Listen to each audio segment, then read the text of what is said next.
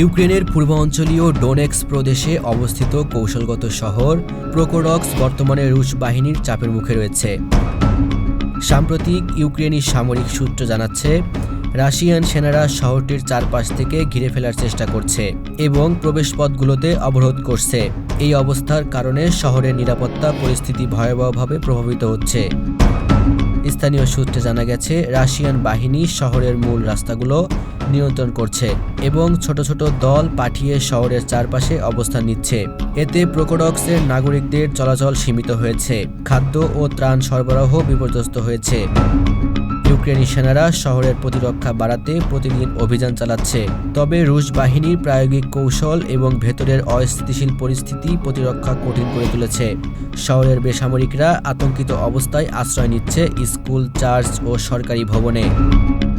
Russian সামরিক সূত্র দাবি করেছে, তারা শহরের চারপাশে কার্যকর অবস্থান নিয়েছে এবং কৌশলগত গুরুত্বপূর্ণ শহরটি দ্রুত নিজেদের নিয়ন্ত্রণে আনা হবে।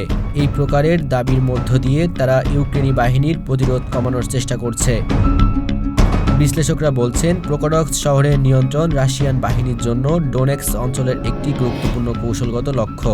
এটি দখল করলে রাশিয়া শহরের চারপাশে রুটগুলো নিয়ন্ত্রণ করতে পারবে এবং ইউক্রেনি বাহিনীর সরবরাহ লাইন ব্যাহত হবে।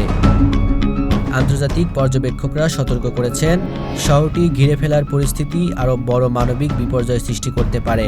বিদ্যুৎ, পানি ও খাদ্য সরবরাহ বিপর্যস্ত হলে সাধারণ নাগরিকদের জীবন ঝুঁকির মধ্যে পড়বে।